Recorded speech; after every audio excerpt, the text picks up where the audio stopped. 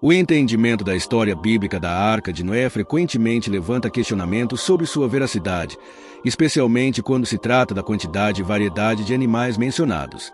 A maioria das pessoas pode ter ouvido falar da história, mas muitas não têm um conhecimento profundo do que realmente está escrito nas Escrituras.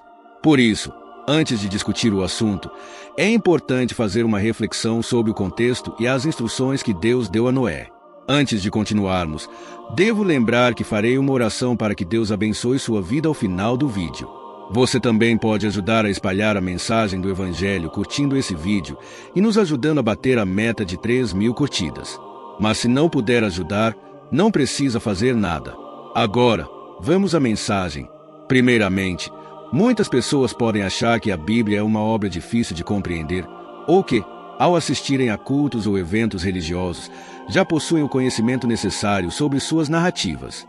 Contudo, ao adentrarmos mais profundamente nas Escrituras, vemos que há detalhes que frequentemente passam despercebidos.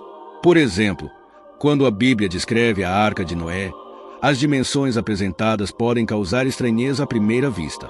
A arca, de acordo com a descrição, tinha 135 metros de comprimento, 22,5 metros de largura e 13,5 metros de altura, medidas impressionantes, considerando que a época de Noé não possuía as mesmas unidades métricas que usamos hoje. Ao refletirmos sobre essas dimensões, pode parecer difícil imaginar como um barco com tais proporções seria capaz de abrigar todos os animais do mundo. No entanto, ao considerarmos o que é realmente necessário para compreender esse fenômeno, podemos perceber que a explicação não está em quantos animais seriam levados, mas na ideia de matrizes de animais. Não era necessário que Noé levasse todas as variações de cada espécie, mas sim casais dos tipos fundamentais de cada uma delas, para que, posteriormente, a diversidade animal pudesse ser gerada a partir desses casais iniciais. Esse conceito é semelhante ao que entendemos hoje em termos de genética e biologia evolutiva. De acordo com estudiosos da área, como o pesquisador White, muitos dos animais que existiram antes e depois do dilúvio não seriam as espécies exatas que conhecemos hoje. Em vez disso, todas as espécies atuais seriam variações de formas ancestrais de animais. A ideia de que a biodiversidade animal que observamos atualmente provém de um número limitado de matrizes genéticas não é nova. A biologia moderna e os estudos sobre evolução genética nos ajudam a entender que a diversidade de formas de vida é um processo de adaptação a diferentes ambientes ao longo de muitas gerações. Por exemplo, é possível que todos os felinos modernos, como leões, tigres e panteras, descendam de um único ancestral, como o Felis leo, a espécie de felino primitivo. Da mesma forma, os canídeos, como lobos, raposas e até cachorros domésticos, poderiam ter se originado de um único ancestral. Este tipo de explicação ajuda a resolver uma das principais dúvidas sobre a narrativa da Arca de Noé. Não era necessário levar 2 de cada espécie que existia na Terra, mas sim 2 exemplares dos tipos fundamentais de cada grupo animal. Além disso, o conceito de evolução e adaptação pode ser estendido para os seres humanos. Cientistas e biólogos evolutivos apontam que todos os humanos, independentemente das diferenças físicas que encontramos hoje, descendem de um único casal primitivo. A ideia de que existia uma Eva mitocondrial, a mãe de todos os seres humanos modernos, nos ajuda a entender como as variações genéticas na população humana surgiram com o tempo. Essas variações podem ser explicadas por fatores ambientais, como o clima e a exposição ao sol, resultando em diferentes características, como a cor da pele, formato dos olhos, textura do cabelo e outros aspectos. O ponto fundamental aqui é que, biologicamente, não existem raças humanas, mas sim uma única espécie, a espécie humana, que apresenta uma diversidade de etnias. A distinção entre raças, que é frequentemente discutida em termos sociológicos, não tem base biológica, mas cultural e histórica. Essa compreensão ajuda a reduzir o preconceito racial e a promover uma visão mais inclusiva da humanidade, enfatizando a unidade de todos os seres humanos, apesar das suas diferenças externas.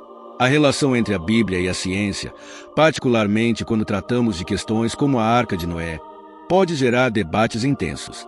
No entanto, ao analisarmos a narrativa com uma abordagem mais profunda, podemos perceber que muitos dos supostos conflitos entre fé e razão podem ser resolvidos com a compreensão adequada dos textos e o contexto histórico em que foram escritos.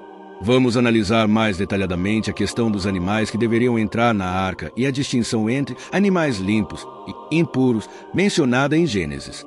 Quando lemos a instrução de Deus para Noé, que ele deveria levar 2 de cada espécie para preservar a vida durante o dilúvio, a primeira impressão é que isso seria matematicamente impossível.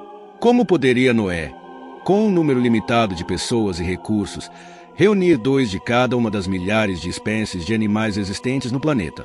Além disso, a Bíblia menciona que, para os animais limpos, Noé deveria levar 7 pares, o que parece contradizer a instrução de levar apenas 2 de cada espécie. Porém, ao investigarmos a tradução original do hebraico, vemos que muitos especialistas sugerem que a palavra pares poderia se referir ao modo de entrada dos animais na arca, e não à quantidade exata. Ou seja, a Bíblia pode não estar se referindo ao número exato de pares que Noé deveria levar, mas à forma em que os animais entraram, aos pares, como um conceito simbólico de preservação de todos os tipos fundamentais de animais. Esse ponto de vista é corroborado por descobertas arqueológicas, como um tablet sumério encontrado recentemente, que também faz referência ao dilúvio e menciona a entrada dos animais aos pares, como a tradução correta. Portanto, o que parece uma contradição nas escrituras pode ser, na verdade, uma diferença de interpretação da língua original e do contexto histórico. Em vez de focarmos em questões numéricas e em cálculos matemáticos, a mensagem central é que Deus ordenou a preservação da vida e que Noé seguiu essas instruções de maneira fiel, sem a necessidade de abarcar todas as variações de cada espécie, mas os tipos fundamentais que permitiriam a continuidade da vida após o dilúvio. A segunda questão que precisa ser abordada é a distinção entre animais limpos e impuros. Essa diferenciação já aparece antes mesmo de Moisés estabelecer as leis dietéticas em Levítico, que orientam o povo de Israel sobre quais alimentos são permitidos e quais são proibidos. Muitos comentaristas acreditam que Deus já havia revelado a Noé a importância de distinguir os animais limpos dos impuros, especialmente no contexto de sacrifícios. De fato, logo após o dilúvio, Noé oferece sacrifícios a Deus e, se ele tivesse levado apenas um par de animais limpos, ele não teria como sacrificar sem extinção de uma espécie. Portanto, a instrução para levar 7 pares de animais limpos pode ter sido dada para que Noé tivesse o suficiente para sacrificar, mas também para garantir que as espécies limpas pudessem se reproduzir e repovoar a terra após o dilúvio. Além disso, a segunda explicação envolve uma questão prática e social. Como a alimentação de Noé e sua família durante o dilúvio dependeriam dos recursos armazenados na arca, especialmente no que diz respeito a alimentos derivados dos animais, Deus orientou que 7 pares de animais limpos fossem levados para garantir que, após o dilúvio, haveria alimento suficiente para a sobrevivência, sem recorrer à carne de animais impuros. A ideia de que a dieta de Noé já estava parcialmente definida, com distinções claras entre animais limpos e impuros, faz sentido, considerando o desenvolvimento posterior das leis alimentares em Levítico. Essas explicações sobre os animais limpos e impuros não se excluem mutuamente, mas complementam a compreensão mais ampla da narrativa bíblica. A ideia de preservar a vida e garantir a continuidade das espécies é central na história de Noé, e a intervenção divina é clara tanto na orientação para a construção da arca, quanto nas instruções para a alimentação e sacrifício. Agora, podemos começar a refletir sobre outro aspecto fundamental da história: a prática de comer carne após o dilúvio.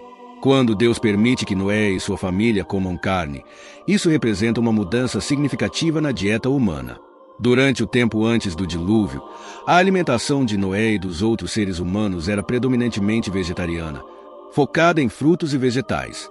No entanto, após o dilúvio, essa realidade muda e a carne se torna parte do cardápio humano. Essa mudança não é apenas uma questão de sobrevivência, mas também reflete a condição do mundo pós-dilúvio, que se tornou um ambiente de necessidade e adaptação. Nesse contexto, a permissão para comer carne não pode ser vista como uma simples liberação para consumir qualquer tipo de alimento, mas como uma resposta de Deus às novas condições do mundo. Os seres humanos, agora em um ambiente devastado, precisariam de proteínas animais para sobreviver enquanto reconstituíam a agricultura e a vegetação que havia sido destruída. A prática de comer carne, portanto, não é vista como parte do plano original de Deus para a humanidade, mas como uma adaptação à realidade pós-dilúvio. Ao refletirmos sobre o significado mais profundo da história de Noé e o dilúvio, é importante que consideremos a lição moral e espiritual que ela oferece. Em primeiro lugar, a história de Noé não se limita a um relato de eventos físicos ou científicos, mas carrega um enorme peso simbólico, ensinando-nos lições sobre a fidelidade, a justiça e a misericórdia de Deus. A ideia de que Noé, um homem justo em um mundo corrompido, foi escolhido por Deus para salvar a humanidade e os animais demonstra um princípio fundamental da fé: a obediência a Deus em tempos de adversidade e a confiança na sua proteção e orientação. Noé, diante de um mundo corrupto, foi fiel às ordens divinas. Por meio de sua obediência, não só preservou a vida humana e animal, mas também restaurou as condições necessárias para que a criação prosperasse novamente. A arca, nesse contexto, pode ser vista como um símbolo de salvação e refúgio, representando a promessa de Deus de proteção e renovação. Este simbolismo é reforçado pelo fato de que a arca foi construída de acordo com as instruções detalhadas de Deus, sem falhas ou improvisos, algo que exige total confiança em Deus, mesmo quando os outros ao redor duvidavam ou zombavam. A Bíblia nos ensina que a obediência a Deus, mesmo quando é desafiada por circunstâncias que parecem irrealizáveis, é um caminho que leva à salvação. O exemplo de Noé é uma demonstração de fé e coragem, em que a sua disposição para seguir as instruções de Deus, em um momento de julgamento e destruição iminente, traz redenção não só para ele, mas também para sua família e para todas as criaturas vivas. Essa parte da história nos faz refletir sobre como nossas próprias ações podem impactar o mundo ao nosso redor e como a obediência a Deus pode ser um meio de transformação não apenas pessoal, mas global. O dilúvio, por sua vez, também carrega a lição sobre o julgamento divino. A destruição do mundo corrupto e a subsequente renovação representam a ação de Deus para purificar a criação, removendo o mal e dando início a um novo ciclo de vida. Contudo, a misericórdia divina não é negligenciada, pois Noé e sua família, mesmo sendo parte da humanidade caída, foram escolhidos para serem salvos. Isso demonstra o amor de Deus por sua criação, que, mesmo diante da necessidade de juízo, sempre oferece uma possibilidade de salvação. Outro ponto relevante da história de Noé é a aliança que Deus faz com ele após o dilúvio, simbolizada pelo arco-íris. A aliança que Deus estabelece com Noé não é apenas uma promessa de nunca mais destruir o mundo por meio de um dilúvio, mas também um compromisso divino com a preservação da criação. A aliança é um ato de confiança, onde Deus promete que estará com os seres humanos, guiando-os e protegendo-os, enquanto os seres humanos, por sua vez, têm a responsabilidade de viver em harmonia com a sua vontade e cuidar da terra e de seus habitantes. Esse pacto reforça a ideia de que a criação é um presente sagrado e deve ser tratada com reverência e respeito. No entanto, a história de Noé também nos ensina que, apesar da misericórdia de Deus, o pecado e a desobediência ainda têm consequências. Mesmo com a renovação da terra após o dilúvio, o pecado humano persiste, e as gerações que se seguem a Noé não estão livres de falhar. A continuidade da história bíblica, com a queda e a necessidade de redenção, demonstra que o processo de salvação é contínuo e exige vigilância, arrependimento e uma busca constante por viver conforme os princípios divinos. Por fim, a história de Noé e o dilúvio oferece um convite para uma reflexão mais profunda sobre a nossa própria jornada de fé. Somos chamados a ser como Noé, vivendo com fidelidade a Deus, mesmo quando a cultura ao nosso redor não compartilha dos mesmos valores. Somos convidados a entender que, embora a justiça de Deus seja firme, sua misericórdia nunca falha e sempre oferece um caminho de esperança e renovação. A aliança de Deus com Noé, simbolizada pelo arco-íris, nos lembra que a promessa de salvação é para todos aqueles que buscam viver de acordo com os planos divinos. Antes de terminar e nos despedir, nesse momento, feche seus olhos e permita-me orar pela sua vida. Senhor Deus, te agradecemos por tua palavra que sempre nos guia, nos instrui e nos ensina. Obrigado pela história de Noé, que nos lembra da importância da obediência e da fé inabalável em ti, mesmo diante das maiores adversidades. Que possamos, assim como Noé, confiar em tua direção, mesmo quando não entendemos o caminho a seguir. Pedimos, Senhor, que a tua misericórdia e graça nos acompanhem em nossa jornada. Que possamos viver de acordo com tua vontade, cuidando do mundo que criaste e sendo fiéis em nossa responsabilidade de viver de forma justa e amorosa, como tu nos ensinas. Que possamos compreender o profundo significado de tua aliança conosco, assim como a aliança que fizeste com Noé, e reconhecer que, apesar dos desafios, sempre há esperança em Ti. Nos ajude a aplicar essas lições em nossas vidas diárias, para que possamos ser luz e exemplo para aqueles ao nosso redor. Agradecemos pela Tua fidelidade, pelo Teu amor e por sempre nos dar uma nova chance de recomeçar. Que o Teu Espírito nos fortaleça e nos conduza, sempre renovando nossa esperança. Em nome de Jesus, oramos. Amém.